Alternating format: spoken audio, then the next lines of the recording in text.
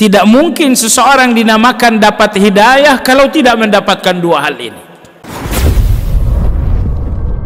Innal hamdalillah nahmaduhu wa nasta'inuhu wa nastaghfiruh wa na'udzu billahi min shururi anfusina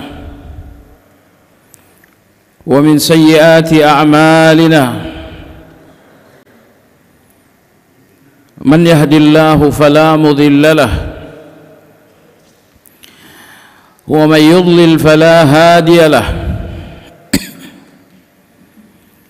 وأشهد أن لا إله إلا الله وحده لا شريك له وأشهد أن محمدا عبده ورسوله لا نبي بعده. اللهم صل وسلم على محمد وعلى آله وأصحابه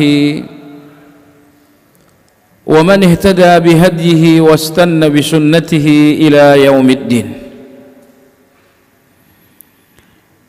يا أيها الذين آمنوا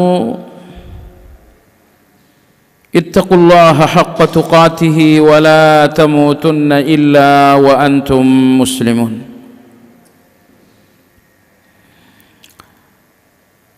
Kaum muslimin wal muslimat rahimakumullah. Alhamdulillah kita semua dalam keadaan sehat walafiat, dan setiap nikmat hendaklah menjadi syukur kita di hadapan Allah Azza wa Jalla. Sehingga apabila Allah memberikan 5 nikmat, maka kita pun melakukan 5 syukur. Meskipun salah satu ibadah yang tidak mungkin ditunaikan manusia secara sempurna adalah syukur,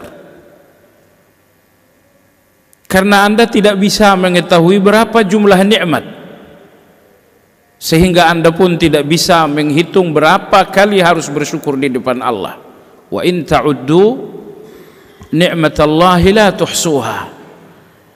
Seandainya kalian menghitung-hitung nikmat Allah, pasti kalian tidak bisa menghitung. Jadi bagaimana akan bersyukur atas nikmat yang enggak terhitung sama sekali? Jemaah sekalian, pagi hari ini insyaallah kajian Asmaul Husna akan berbicara tentang nama Allah yang ke-78, yaitu Al-Hadi. Al-Hadi berarti yang maha memberi hidayah.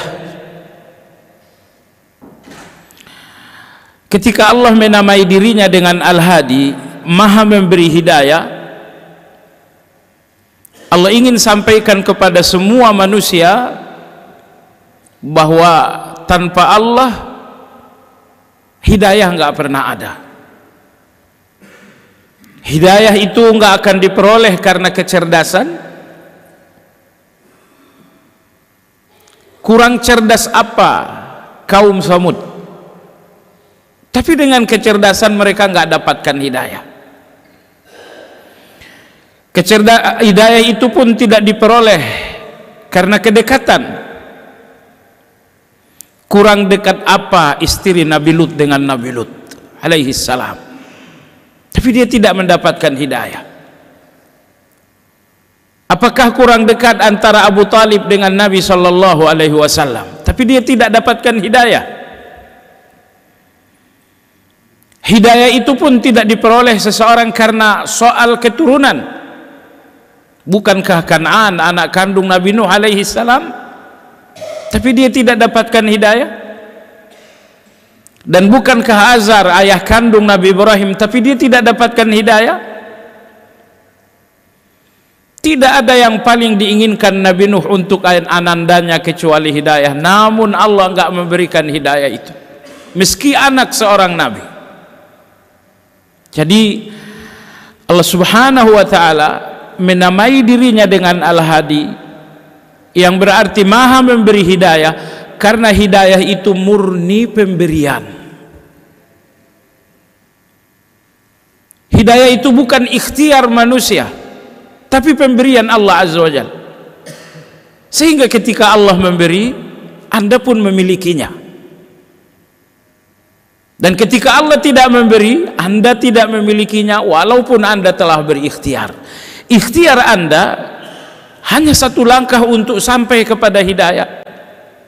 Tapi pada akhirnya yang menyampaikan Anda kepada hidayah adalah pemberian Allah Azza wa Jalla. Al-Quranul Karim menyebutkan nama Allah Al-Hadi sebanyak 2 kali.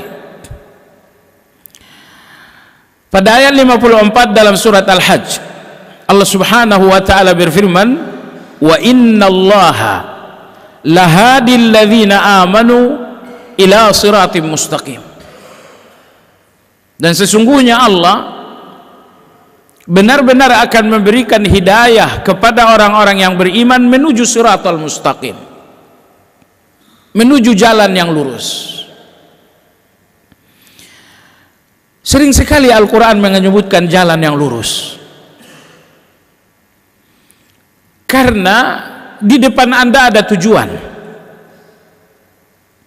dan tidak ada yang menyampaikan Anda kepada tujuan kecuali jalan yang lurus. Ada jalan kanan, ini namanya tafrit. Ada jalan kiri, itu namanya ifrat. Yang dimaksud dengan ifrat adalah berlebih-lebihan, menambah-nambah.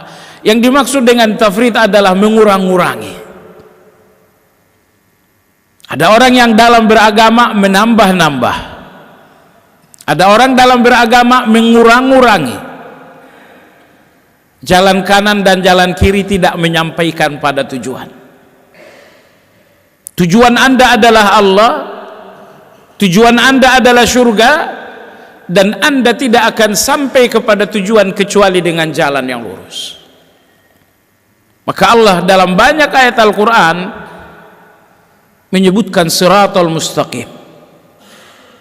Bahkan di dalam salat, siratal mustaqim ini yang kita minta, ihdinas siratal mustaqim. Baik, ini ayat pertama menyebutkan nama Allah Al-Hadi, ayat 54 dalam surat Al-Hajj. Berikutnya Allah sebutkan lagi Al-Hadi pada ayat 31 dalam surat Al-Furqan.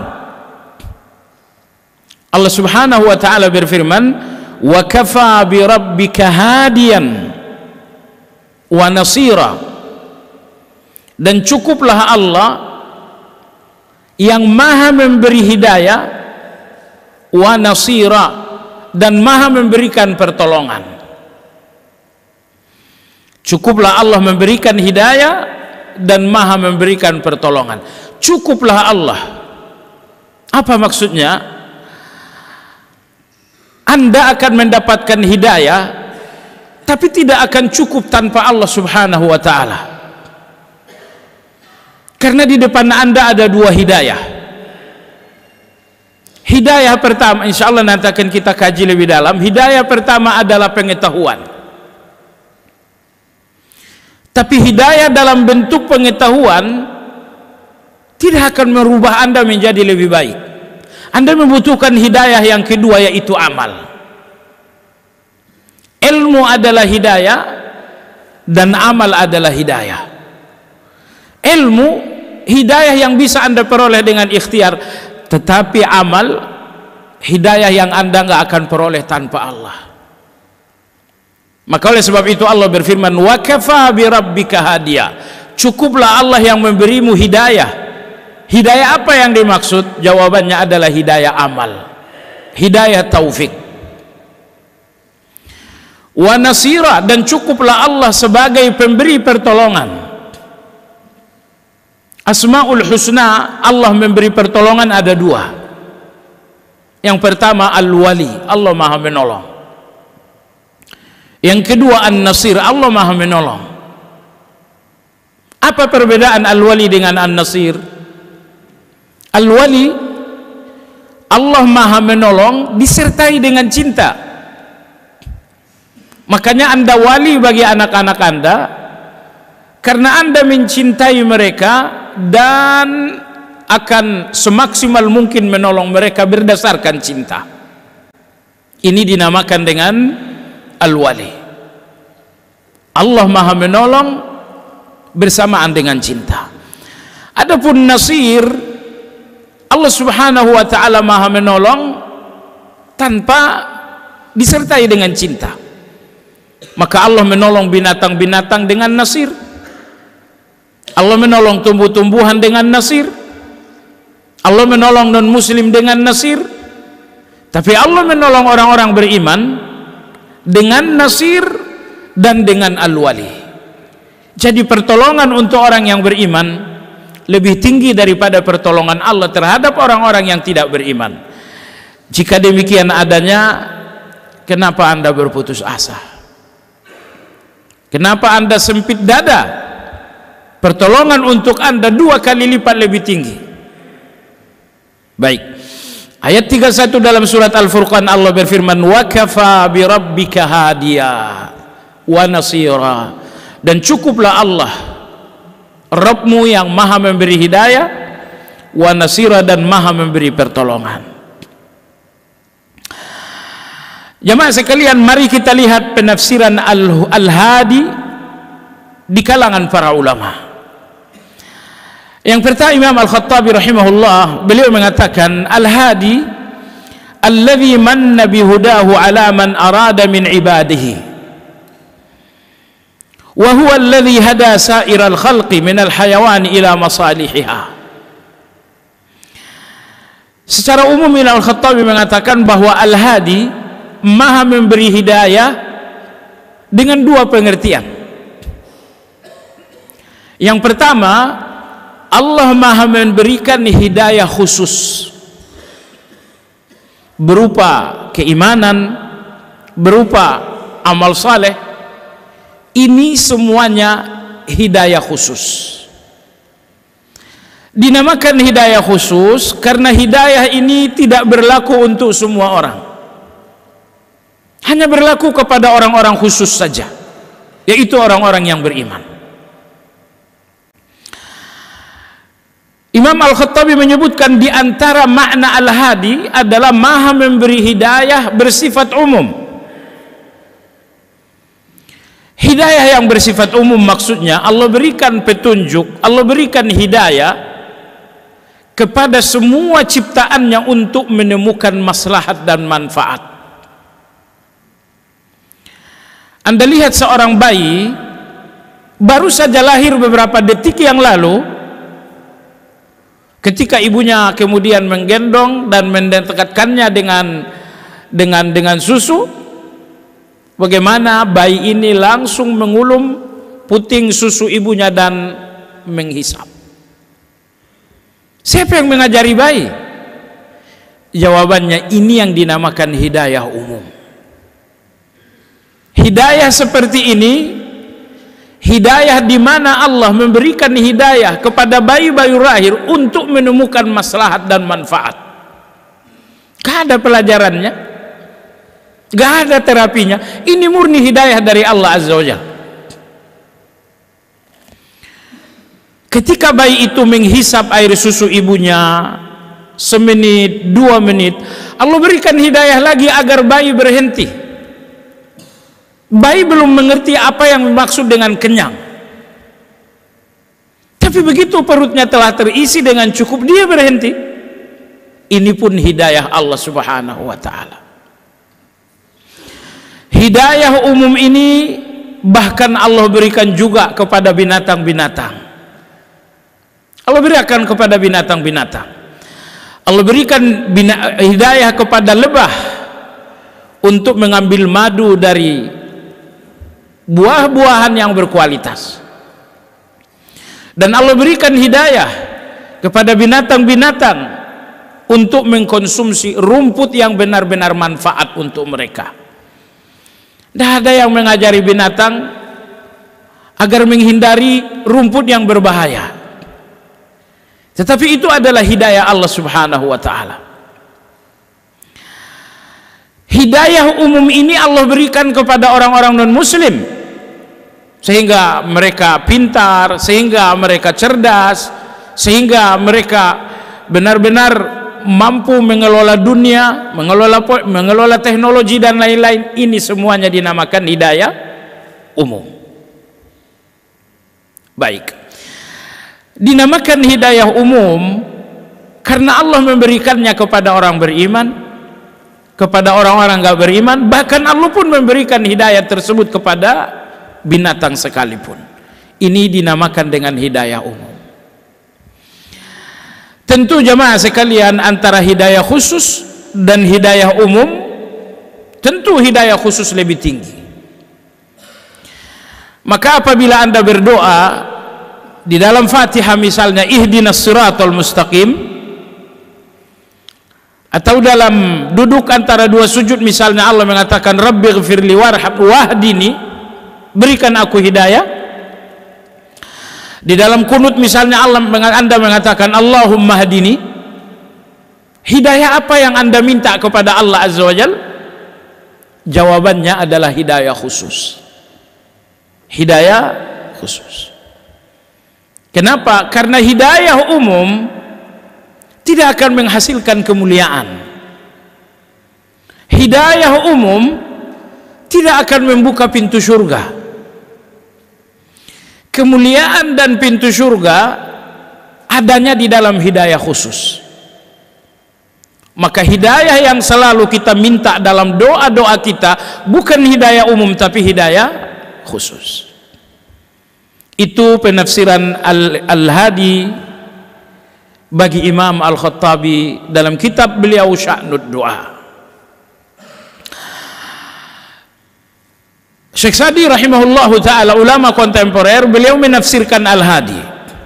Kata beliau, alladhi yahda wa yurshidu ibadahu ila jami'il manafi' wa ila daf'il madar wa yu'allimuhum ma la ya'lamun wa yahdihim li hidayati at-tawfiq wa at-tasdid wa yulhimuhum at-taqwa wa yaj'alu qulubahum munibatan ilaihi munqadatan li amrihi. Enggak berbeda dengan Imam Al-Khattabi. Syekh Sa'di rahimahullah mengatakan Al-Hadi, Allah berikan petunjuk kepada semua ciptaannya untuk menemukan manfaat. Allah berikan hidayah kepada semua ciptaannya untuk menemukan maslahat. Keturunan itu adalah maslahat. Anda lihat bagaimana Allah berikan kepada binatang insting untuk melakukan tindakan reproduksi. Maka Al-Hadi adalah Allah memberi petunjuk kepada semua ciptaannya agar sampai kepada manfaat, agar berjuang untuk sesuatu yang maslahat. Wa yu'allimuhum ma la ya'lamun. Al-Hadi, petunjuk umum atau hidayah umum, bahwa Allah mengajarkan sesuatu yang belum dimiliki dan diketahui oleh semuanya. Anda bisa berbicara, siapa yang mengajari? Allah Subhanahu wa ta'ala. Lalu hidayah yang kedua adalah hidayatut taufiq, hidayah untuk bisa menerima kebenaran. Jemaah sekalian, itulah dua penafsiran tentang nama Allah Al-Hadi.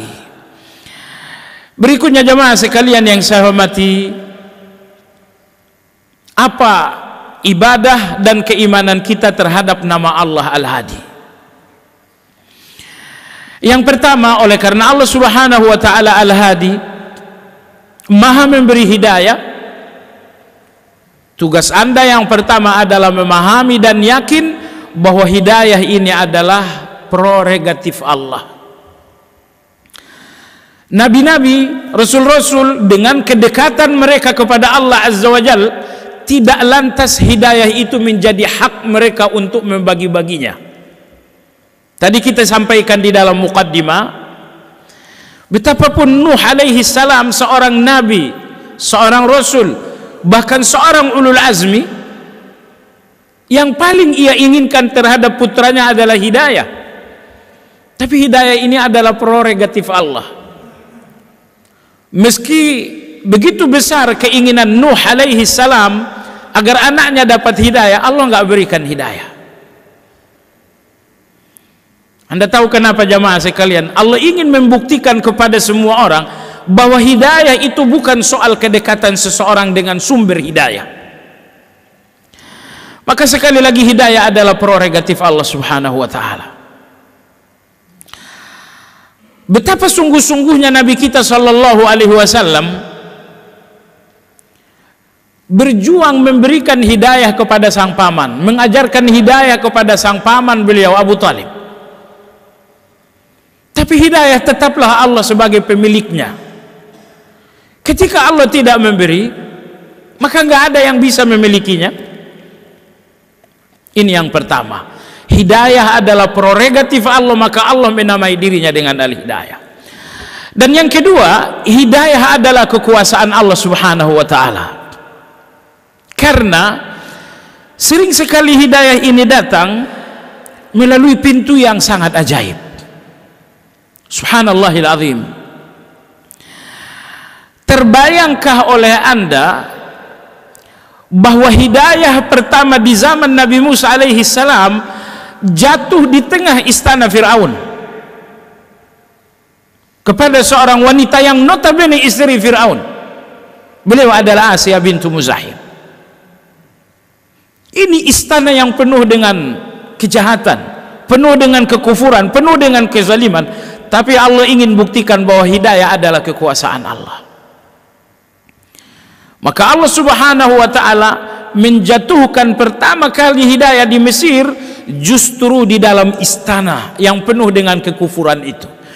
Istana seseorang yang mengaku diri sebagai Tuhan.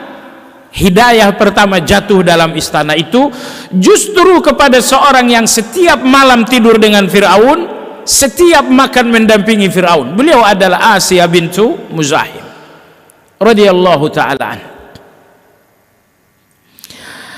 Dan Anda lihat betapa kekuasaan Allah dalam hidayah. Asiyah radhiyallahu anha akan membayar harga yang sangat mahal untuk hidayah. Tapi lihat kekuasaan Allah Azza wa Jal, ternyata harga semahal apapun Asiyah memilikinya untuk dibayarkan kepada Fir'aun. Maka Fir'aun mengusir Asiyah dari istana. Semua protokoler lepas, semua fasilitas lepas. Tidak cuma fasilitas, tidak hanya protokoler yang lepas dari permaisuri Asiyah radhiyallahu anha, malah kemudian Asiyah diikat terlentang di tengah Sahara, matahari yang sangat terik, suhu yang sangat panas. Asiyah radhiyallahu anha diikat terlentang di tengah Sahara, tidak ada makan, tidak ada minum, menderita, sakit. Saat itu Asiyah radhiyallahu anha saat disiksa dengan lapar, saat disiksa dengan haus, dibiarkan berhari-hari di tengah Sahara. Ketika itu Asiyah radhiyallahu anha terbayang istana yang penuh dengan kenikmatan, terbayang tapi tidak menginginkannya, terbayang lalu kemudian ia meminta kepada Allah. Lalu beliau mengatakan, ibni indaka lak baitam fil jannah wa najjini min fir'auna wa amalihi wa najjini minal qaumidz zalimin. Asiyah mengatakan, ya Allah, bangunkan untukku istana di surga. Dia terbayang dengan istana Fir'aun tapi tidak menginginkannya. Dalam situasi seperti ini beliau mengatakan, ya Allah, bangunkan untukku istana di dalam surga dan selamatkan aku dari Fir'aun, selamatkan aku dari seluruh tentara Fir'aun, selamatkan aku dari orang-orang yang zalim. Keselamatan yang diminta Asiyah bukan keselamatan fisik, tapi keselamatan yang diminta Asiyah adalah keselamatan iman.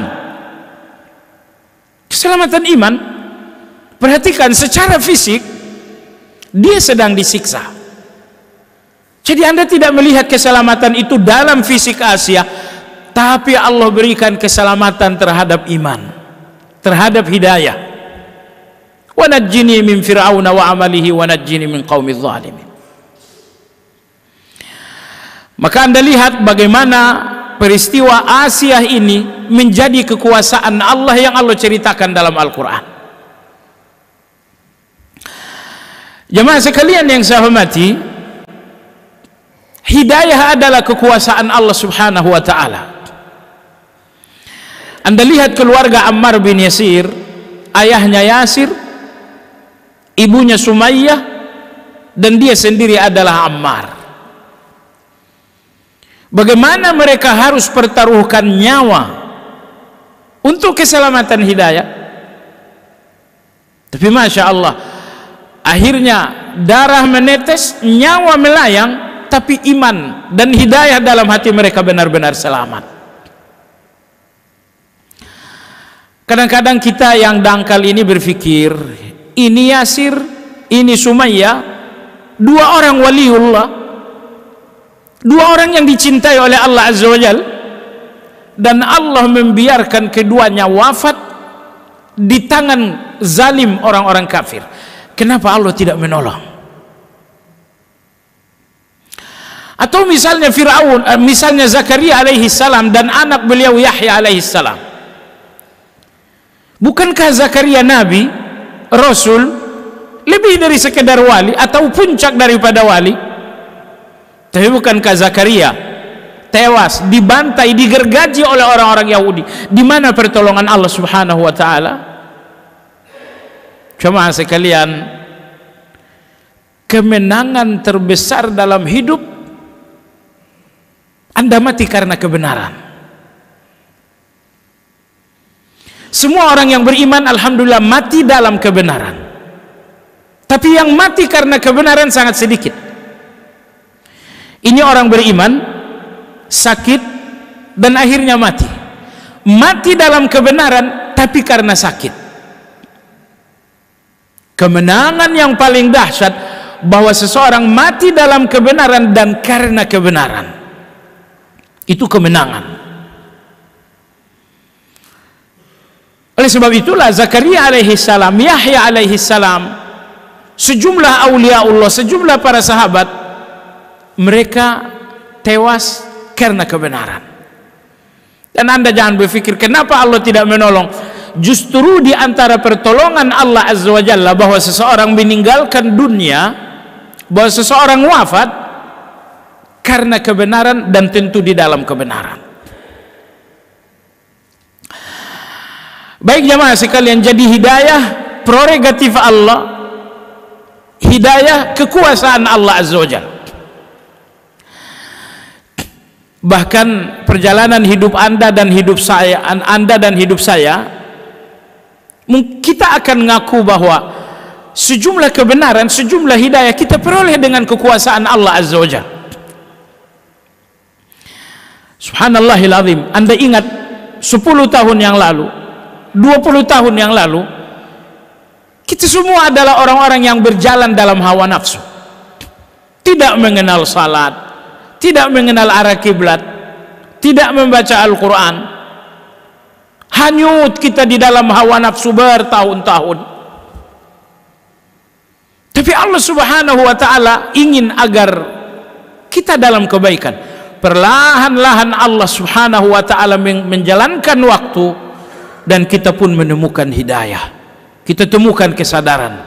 Perlahan-lahan sadar ini semakin kuat, dan inilah kita hari ini. Sebab itu jemaah sekalian, karena hidayah ini adalah kekuasaan Allah, hidayah ini adalah prerogatif Allah, dan yang ketiga, hidayah ini adalah milik Allah. Hidayah ini adalah milik Allah. Karena hidayah milik Allah, Anda bukan pemilik. Anda hanya dipinjamkan oleh Allah Azza wa Jalla. Seandainya Allah Azza wa Jalla lembut dan baik kepada Anda, akan Allah biarkan pinjaman hidayah ini mengantarkan Anda pada pintu husnul khatimah. Tapi perhatikan jamaah sekalian, sebagian orang-orang Allah pernah pinjamkan mereka hidayah, tapi kemudian dicabut kembali oleh Allah Azza wa Jalla. Anda lihat orang-orang yang murtad, dan zaman ini di negara ini seolah-olah itu adalah sebuah tren. Seseorang bolak-balik muslim non muslim, muslim non muslim, muslim murtad, muslim murtad. Jemaah sekalian yang saya hormati, hidayah ini Allah pemilik, kita hanya peminjam. Makanya di antara rahasia kita minta hidayah, padahal kita ada dalam hidayah, agar Allah nggak cabut. Dalam salat, ihdinas siratal mustaqim, berikan kami hidayah. Kenapa minta hidayah lagi? Jawabannya karena Anda bukan pemilik. Pemiliknya adalah Allah Azza wa Jal, dan Allah bisa saja mencabutnya. Subhanallahil azim. Ada dua jenis hidayah dalam diri Anda. Pertama, hidayah induk, hidayah utama adalah iman. Yang kedua, hidayah amal. Salat malam Anda, bukankah itu hidayah Allah? Zikir pagi petang Anda, bukankah itu hidayah Allah? Dermawan Anda kepada orang miskin, bukankah itu hidayah Allah?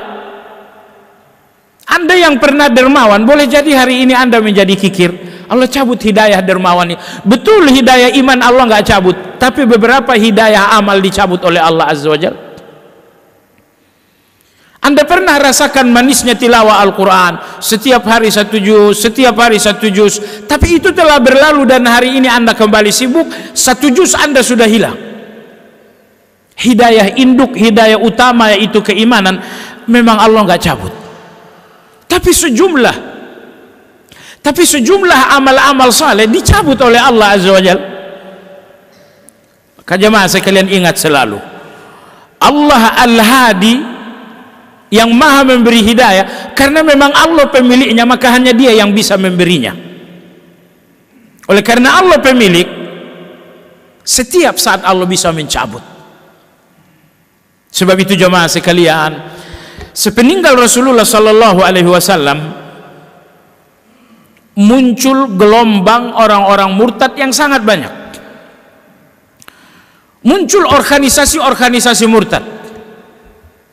Ada orang murtad yang diorganisir oleh Tulaih al-Asadi, ada organisasi murtad yang dipimpin oleh Musailamatul Kadzdzab, ada organisasi murtad yang dipimpin oleh Tulaiha, Nuwairah, Sajah. Melihat banyaknya orang-orang murtad, seorang laki-laki yang pertama dijamin surga oleh Nabi, yaitu Abu Bakar radhiyallahu anhu, terus menerus berdoa, Rabbana la tuzigh qulubana ba'da idh hadaitana wa hab lana min ladunka rahmatan innaka antal wahhab. Ya Allah, jangan gelincirkan hati ini setelah Engkau berikan hidayah. Subhanallahil azim. Ini Abu Bakar radhiyallahu anhu, seseorang yang dijamin Nabi SAW masuk surga, namun di depan mata beliau ada sejumlah orang yang murtad. Maka doa yang paling sering diulang-ulang oleh beliau, Rabbana la tuzigh qulubana ba'da idh hadaitana. Ya Allah, jangan gelincirkan lagi hati ini dari hidayah. Terkadang hati ini gelincir dari hidayah disebabkan karena uang. Kadang-kadang hati ini tergelincir dari hidayah disebabkan karena jabatan. Halal haram itu soal hidayah. Uang halal, uang haram itu hidayah. Dan ketika Allah berikan Anda hidayah, Anda hanya menerima yang halal dan Anda akan muak dengan yang haram. Tapi Masya Allah, ketika yang datang jumlahnya triliun, jumlahnya miliar, kadang-kadang hati ini bisa tergelincir. Oleh sebab itu jamaah sekalian, banyak sekali ketergelinciran. Uang ketergelinciran, jabatan ketergelinciran, kemudian popularitas ketergelinciran, kemudian kehormatan ketergelinciran. Hati-hati. Jadi kalau seorang yang telah dijamin masuk surga berulang kali dan banyak sekali meminta agar hatinya jangan digelincirkan dari hidayah, yaitu Abu Bakar, apalagi kita jamaah sekalian yang saya hormati. Baik jamaah sekalian yang saya hormati, oleh sebab itu silakan Anda evaluasi diri. Setiap kali Anda jatuh kepada maksiat,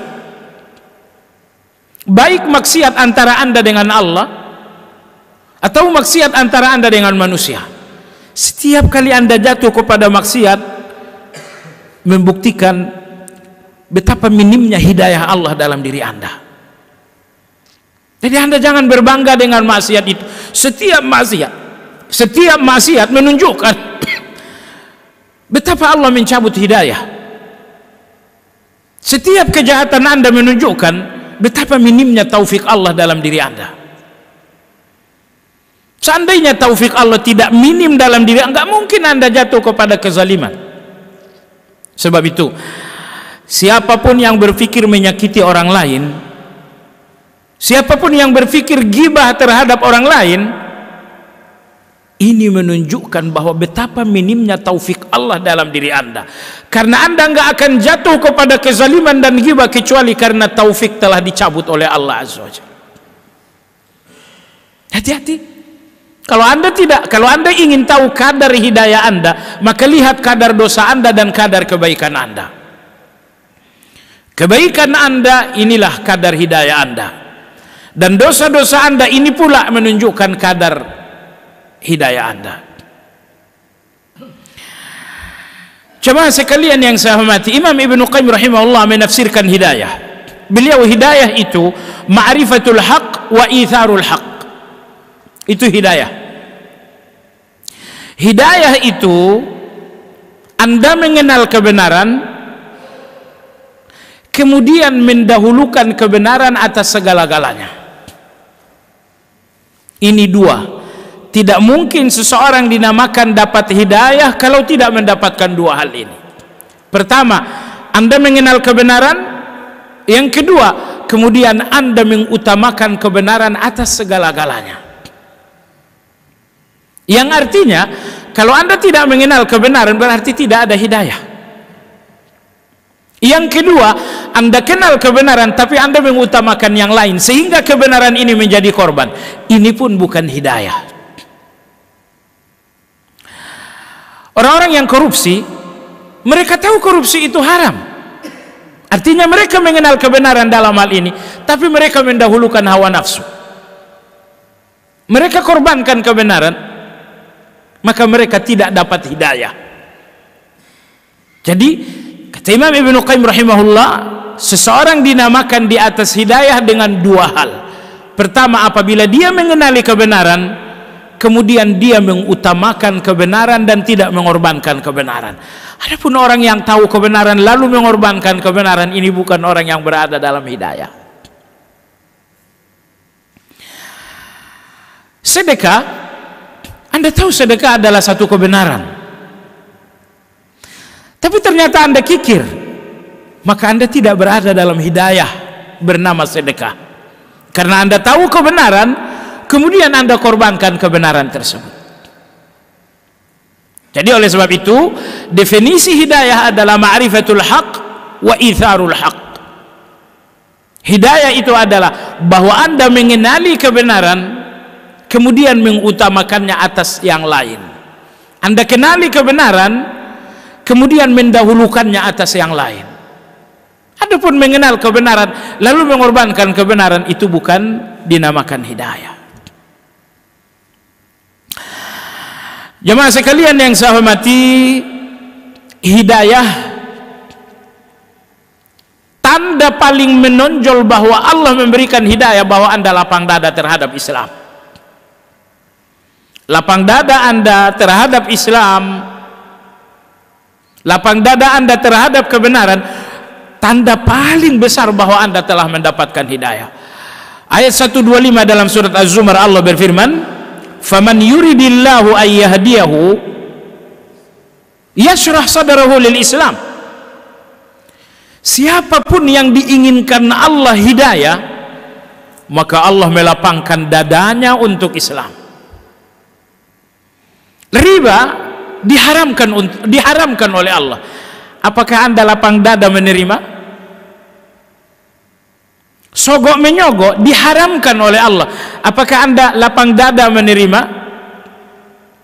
Allah Subhanahu wa ta'ala berfirman, apabila Allah menginginkan hidayah kepada seseorang, maka Allah akan melapangkan dadanya untuk Islam. Di dalam Islam ini ada salat, dia lapang dada. Di dalam Islam ini ada zakat, dia lapang dada. Di dalam Islam ini ada menjauhi dusta, dia lapang dada. Setiap lapang dada Anda terhadap ajaran Islam, itulah tanda paling menonjol bahwa Anda di atas hidayah. Allah berfirman, "May yurid an yudillahu yaj'al sadrahu dayyqan harajan ka'annama yas'adu fis sama." Surat Al-An'am. Dan ketika Allah Azza wa Jalla ingin menyesatkan seseorang, maka Allah membuat hatinya sempit dan sesak untuk Islam. Allah sempitkan hatinya untuk Islam. Allah mengatakan tidak boleh makan riba. Ajaran ini enggak muat dalam hatinya, karena hati itu disempitkan oleh Allah Azza wa Jalla. Jadi apabila Allah lapangkan hati Anda, dada Anda untuk Islam, sehingga ajaran-ajaran Islam itu ada di dalam hati, Anda dalam hidayah. Tapi apabila Allah sempitkan hati Anda terhadap Islam, sehingga ajaran-ajaran Islam tidak ada di dalam, Anda dalam kesesatan. Ketemulah kita dengan anak gadis kita, qadarullah belum berjilbab, aurat masih saja dibuka ke kanan dan ke kiri. Lalu kita sampaikan petunjuk Allah kepada sang putri, wahai putriku, Allah memerintahkan kamu berjilbab agar kamu menutup aurat. Subhanallahil azim. Ternyata kita temukan hati yang sangat sempit, kita temukan dada yang sangat sesak. Anak kita nggak hanya sekedar menolak, bahkan anak kita naik pita, marah, emosi. Betapa sempitnya hati itu untuk ajaran Islam sehingga dia emosi. Subhanallah. Seorang anak gadis membuka aurat, keluar rumah, masuk ke mal, keluar mal. Berapa ratus orang yang berdosa melihat auratnya? 500 orang. Malam hari kembali ke rumah positif 500 dosa. Di samping dosa dia membuka aurat. Makanya membuka aurat bukan dosa kecil, dosa besar, karena mengakibatkan sejumlah orang turut berdosa. Subhanallah. Jemaah sekalian, hati-hati dengan dosa yang berpangkal dari diri Anda. Baik. Kadang-kadang anak remaja kita kembali dari sekolah, kita katakan, wahai anakku, salatlah, ini waktunya salat zuhur. Oh, anak kita subhanallahil azim menolak, marah, salat lagi, salat melulu. Betapa sempit hati itu untuk Islam. Hati itu sesak untuk Islam, sehingga Anda lihat betapa ia emosi, betapa ia marah, karena hatinya sangat sesak untuk Islam. Maka Allah berfirman dalam surat Az-Zumar tadi, "Faman yuridillahu ay yahdiyahu yashrah sadrahu lil Islam, wa man yurid ay yudillahu yaj'al sadrahu dayyqan harajan ka'annama yas'adu fis sama. Kadzalika yaj'alur rajulu yas'al alladziina la yaqilun." Baik. Jemaah sekalian, hidayah adalah kebahagiaan. Maka kadar kebahagiaan Anda sesuai dengan kadar hidayah. Ayat 38 dalam surat Al-Baqarah, Allah berfirman, "Faman tabi'a hudaya fala khaufun 'alaihim wala hum yahzanun." Siapapun yang mengikuti hidayahku, kata Allah, maka mereka akan terlepas dari takut, mereka pun akan terlepas dari kegelisahan. Allahu Akbar. Bagaimana Anda memandang masa yang akan datang? Dengan takut dan khawatir? Dan bagaimana Anda melihat waktu dan masa yang berlalu? Dengan sedih dan gelisah? Allah berfirman dalam ayat ini, siapapun yang berjuang mengikuti hidayah, kata Allah Azza wa Jalla, mereka akan dilepaskan dari takut, mereka akan dilepaskan dari gelisah. Bukankah di depan mereka ada takut? Iya. Tapi takut itu bertemu dengan tawakal, hilang takut. Bukankah di depan mereka ada musibah yang membuat mereka gelisah? Betul. Tapi musibah itu bertemu dengan sabar, akhirnya gelisahnya hilang atau menjadi kecil. Jemaah sekalian yang saya hormati, itulah hidayah. Maka Allah Tabaraka wa Ta'ala berfirman, apabila kalian mengikuti hidayahku, aku lepaskan hati kalian dari ketakutan, dan aku lepaskan hati kalian dari kegelisahan. Kenapa? Karena di dalam hidayah ada yang bernama tawakal. Apabila tawakal bertemu dengan kekhawatiran, kekhawatiran ini akan lenyap dalam tawakal. Karena di dalam hidayah ada sabar, dan ketika sabar bertemu dengan kegelisahan, kegelisahan Anda akhirnya menjadi hancur dalam kesabaran tersebut. Jemaah sekalian yang saya hormati, uang banyak, jabatan tinggi, dan itu nggak akan melepaskan Anda dari kekhawatiran dan ketakutan. Investasi di mana-mana, bisnis terus menjadi sukses, dan itu nggak akan melepaskan Anda dari kegelisahan. Jemaah sekalian, semua yang Anda miliki kesenangan, bukan kebahagiaan. Uang yang banyak, kesenangan. Investasi di mana-mana, kesenangan. Selalu bedakan antara bahagia dan senang. Sebagian orang nggak tahu perbedaan bahagia dan senang. Mereka merasa mencari kebahagiaan, padahal mereka sedang mengejar kesenangan. Akhirnya mereka dapatkan kesenangan dan mereka tidak mendapatkan kebahagiaan. Kesenangan dalam bahasa Al-Quran adalah mata', dan dunia dan segala isinya adalah mata'. Wa ma utitum min syai'in famata'ul hayatid dunya. Segala yang kalian dapatkan dari dunia itu hanya sebuah kesenangan, bukan kebahagiaan. Adapun kebahagiaan, jemaah sekalian, kebahagiaan itu namanya sakinah. Kebahagiaan itu namanya sa'adah. Kebahagiaan itu tidak diberikan dunia, tapi kebahagiaan itu diberikan oleh hidayah. Maka lihatlah surat Al-Baqarah ayat 38 tadi, bagaimana Allah menjelaskan bahagia kalian adalah hidayah. Faman tabi'a hudaya fala khaufun alaihim wala hum yahzanun. Siapa yang telah mendapatkan hidayah, maka Allah akan melepaskannya dari takut, Allah akan melepaskannya dari kegelisahan. Jadi seberapa besar Anda memiliki hidayah, sebesar itu Anda memiliki kebahagiaan. Semakin dangkal Anda memiliki hidayah, semakin sedikit kebahagiaan dalam hati Anda. Demikian kajian kita hari ini, semoga menjadi ilmu, menjadi renungan, menjadi evaluasi untuk hari esok kita lebih baik dan lebih giat lagi di dalam berjalan di atas hidayah Allah Azza wa Jalla. Demikian, subhanakallahumma bihamdika asyhadu an la ilaha illa anta astaghfiruka wa atubu ilaik. Alhamdulillahi rabbil alamin. Assalamualaikum warahmatullahi wabarakatuh.